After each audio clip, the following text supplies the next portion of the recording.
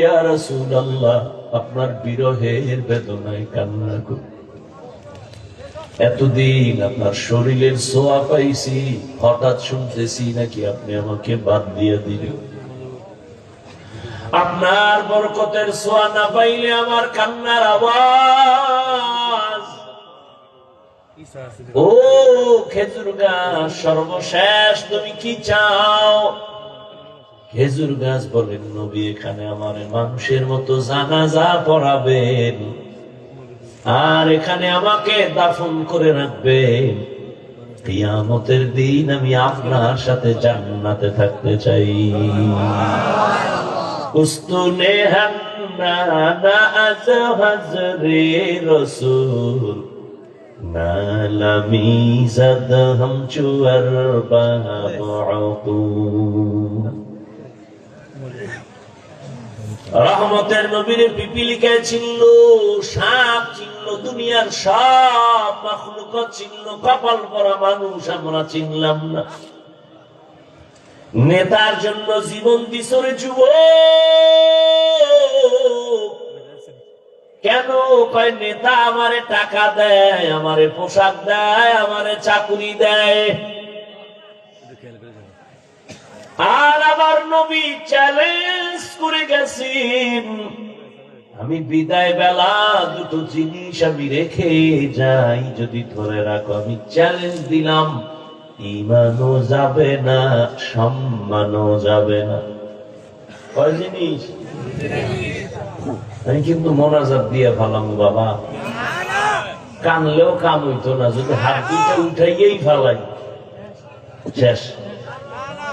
আর আগামী বছর বাঁচবো কিনা, আসবো কিনা, সেটা পরের চিন্তা। কত কষ্ট করে আসছি, আর আপনার এটাকে কিছু মনেই করতেছেন না। এই কিছু বান্দা মোবাইল নিয়ে ব্যস্ত, কি বয়ান শুনবে এরা?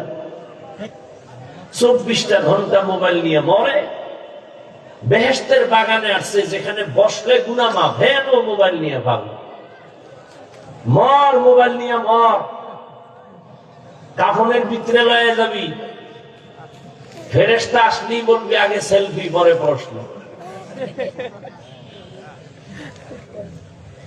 লজ্জা না থাকলে কোনো কথাই ধরে না। আরে আমি হাফিজুর রহমান কেন? ওই যে বলছিলাম, রহমতের নবীর 13 বছর বয়ানও কালেমা পড়ে না, এর নাম কফা। নবীর বয়ানে ঝামেলা আছে? আর আমগো বয়ান তো বয়ানই না, বয়ে বয়ে কণ্ঠ বাজাইতেছি। রসুলের বয়ান শুনেও কালেমা পড়ে না, এর কপাল পড়া। আর 27 বছরের যুবক আইসা নবীর এক জবাই করবে, কালেমাটা হইরা তরবারি নিয়ে দাঁড়ায় গেছে বাইতুল্লাহর পাশে দাঁড়ায়। এই মুশরিক, মুহাম্মদের বিরুদ্ধে কথা বললে দিগা, মুহাম্মদ আর প্রয়োজন নাই, আমার তরবারি যথেষ্ট, সামনে। 27 বছরের কি কে? রহমতের নবী বলেন, এমন এক কপাল আমার দুনিয়াতে আসিয়া কোনদিন আমি আব্বু বলে ডাকবো, দূরের কথা চেহারাই আমি দেখতে পাই নাই। এই আশেকে রাসূলেরা ভালো করে শুনো,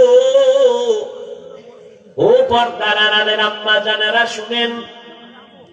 আইসে ওয়াজ, কিন্তু ওয়াজ হলে না, ডানে একটা ক্যাসেট, বামে ক্যাসেট লয়ার ঘরে বাজাইতে বাজাইতে আইছে। আর আম্মা জানেরা 2-3 জন এক জায়গায় বসলে কি পরিমাণ যে ওখানে ক্যাসেট চলে, আর ভাষা নাই বলার। আবার 2-একটা বাচ্চা থাকলে সেখানে তো বাজার মিলে যায়। আবার যদি মোবাইল থাকে, সব আউলা জাউলা, ওয়াজে আসছে বিদায় বেলা, খালি আসছে খালি। স্বামীরে জিগায়, কি ওয়াজ শুনছো? বাচ্চার কান্নার কারণে শুনতে পারি নাই, শুনাও। আমি মোবাইল নিয়ে ব্যস্ত ছিলাম, কি ওয়াজ আমার আবার শুনতে হইব। দাদা শুনাও, কারণ মোবাইল আড়াইয়া লাইছে, কি শুনাম? আমও গেছে, সালাও গেছে। রহমতের নবী বলেন, আমি আব্বা বলে ডাকবো, দূরের কথা বাবার চেহারা দেখি নাই, 6 বছরে মা হারায় ফেললাম। চতুর্দিকে আমার দুশমন আমাকে হত্যা করার জন্য আমাকে বারবার আক্রমণ করে আমার পথে কাঁটা দেয়।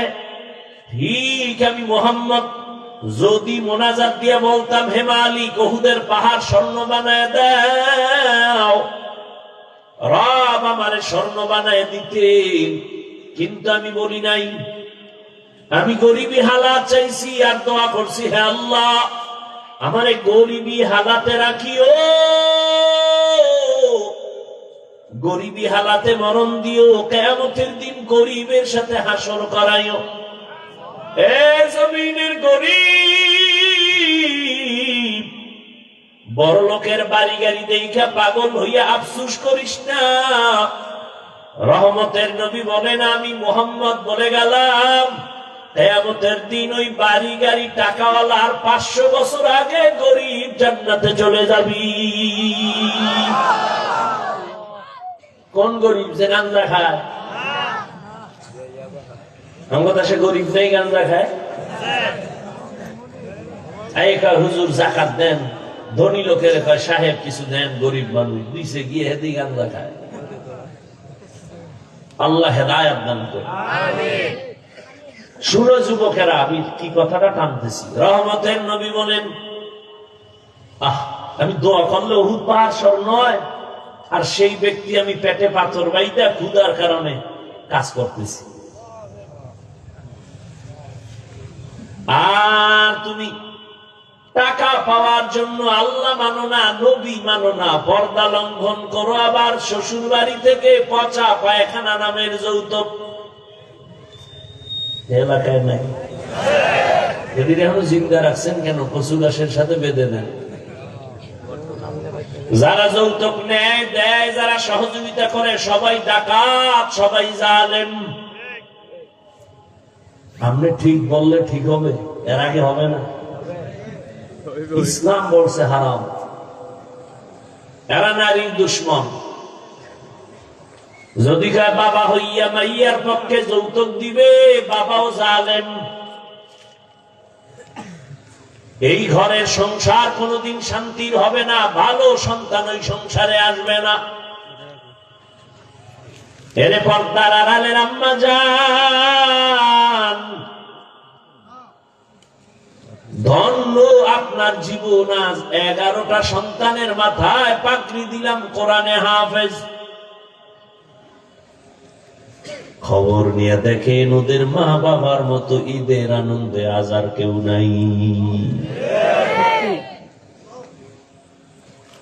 রহমতের নবী বলেন, আমার এত দয়া আমাকে আল্লাহ করেছেন,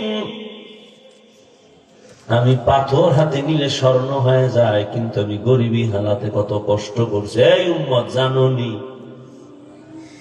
আমারে আমার বংশের দুশ্মনেরা 3 বছর পর্যন্ত শিয়াবে আবু তালিবের মধ্যে গৃহবন্দী করে পানিও দেয় না, খানাও দেয় না। আমি মোহাম্মদ গাছের পাতা সিরা সিরা চাবাইয়া চাবাইয়া পেটের ক্ষুধা নিবারণ করেছে। এইবার বুঝো কেমন নবী আমার। রহমতের নবী বলেন, এই বিপদ কালে আমার আব্বা নাই যে আমি টেলিফোন করবো, আব্বু আসো আমার উপরে বিপদ। আম্মুরে বলবো, আম্মু দোয়া করিও, বিপদ। আমার আব্বু নাই, আমার আম্মু নাই, আমার সবাই দুশ্মন। ঠিক ওই সময় আমার সহযোগিতা যারা করেছে অধিকাংশ যুবক। যুবকেরা আমার উপকার করেছে, অধিকাংশ বুড়ারা আমার বিরোধিতা করেছে। ওই যে যুবক একটু আগে বলছি, কয় বছর? 11 বছরের আর এক সন্তান গিয়া নবীর হাতে হাতটা লাগায়, আমি কালেমার জন্য রেডি হয়ে গেলাম। কয় বছর? এতদিন ছিল চাচতো ভাই, এখন রসুলের সাহাবী, কিছুদিন পরে হবেন জামাতা। হযরত আলী 11 বছরের আগে নবীর হাতে হাত লাগাইছেন। ও নবীনগরের মুসলমান যুবক বাবারা, তোমার বয়স মাত্র 25 থেকে 30-এর কোঠায়, বলো তুমি আমার রসুলের আদর্শের কি উপকার করেছো? একজন যুবক দাঁড়িয়ে রাখছে, বলছো নি আলহামদুলিল্লাহ ভালো কাজ করেছো, আমি পারি না, দোয়া করিস, আমিও রাখবো। এটাও যদি বলতে পারতি কপাল খুলতো, কিন্তু পারো না।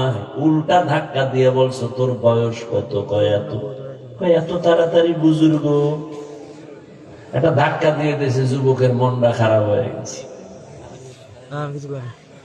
রহমতের নবী বলেন, যুবক আমার উপকার করেছে, বুড়ারা বিরোধিতা করেছে। রহমতের নবীর চিনি না রে যুবক।